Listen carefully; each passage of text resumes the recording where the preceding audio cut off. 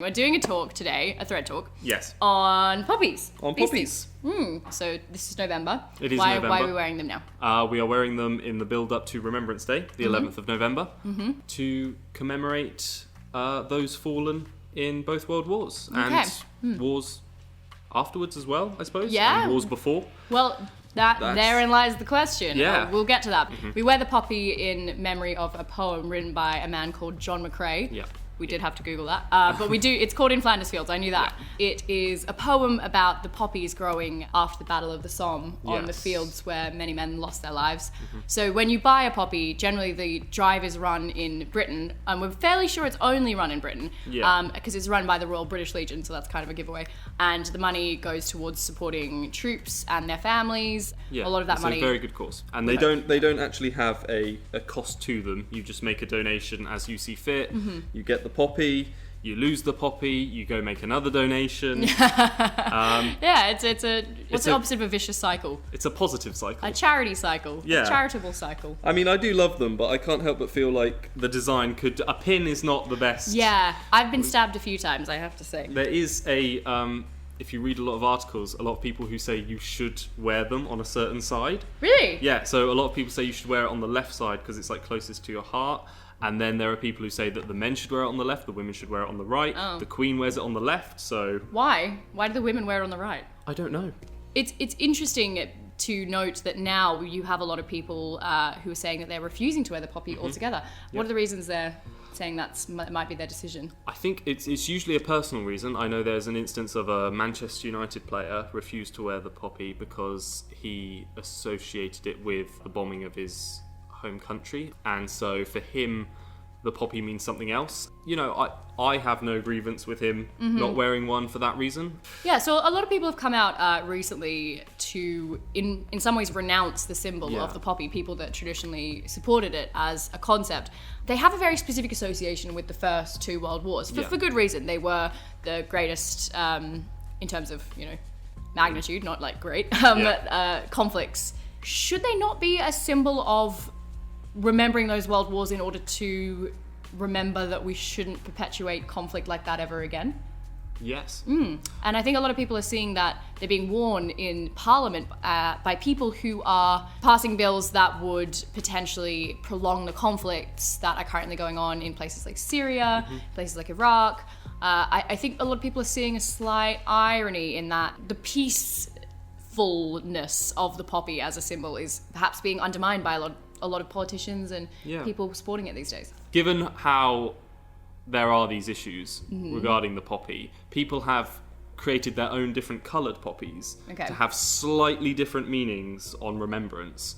So yeah, I'm going to quiz you on them. Quiz me. Okay, so you were talking about peace. Yep. And that the poppies are a symbol I know this of one. peace. I know this one. The white poppy. So interestingly, people who believe that the symbol of the poppy, the red poppy, has been co-opted, have created a white poppy, which is to really emphasize the idea of peacekeeping. Rather than just remembering people fallen, you're also remembering that you don't want it to happen again. So remembering that peace is the goal of international relations. So that is the white poppy. Okay. Purple poppy. Purple poppy. Purple poppy. Pick up peppers.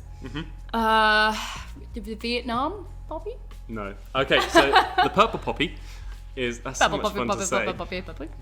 The purple poppy is to commemorate all the animals fallen. That's important. It's great to remember the animals that also, I won't say gave their lives, because again, they didn't really give them willingly, but lost their lives. Yeah.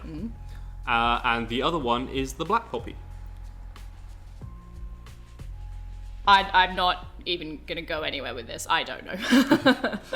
It's for celebrating soldiers from African nations, from the Caribbean, who also participate in the wars. Okay, because, as we mentioned, it's a very Anglo-Saxon tradition to wear the poppy. So, it's important to remember. It is. But the more versions of poppy you create, the more politics you invite into the notion of poppyhood. As we said, there is a significant backlash against media personalities choosing not to wear them, but there's also backlash against media personalities who are choosing to wear poppies that people are considering a little bit too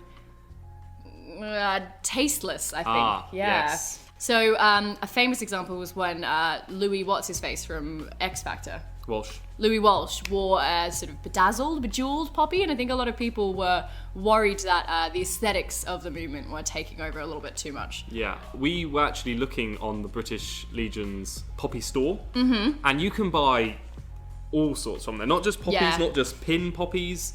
Poppy scarf, poppy bag, poppy towels, poppy t-shirts, which I think they look like quite nice t-shirts, but I don't know when you'd be able to wear them outside of November. Very restricted wear of those t-shirts. But I mean, then it's also the question of why only remember in 1 month? Again, there's a lot of rules about when you can wear the poppy. A lot of people say you can only wear it after Halloween. A lot of people say you can only wear it after the 5th of November. What does Halloween have to do with it? The British Legion, the people who make the poppies, just say you can wear it whenever you want, any time of year. Yeah.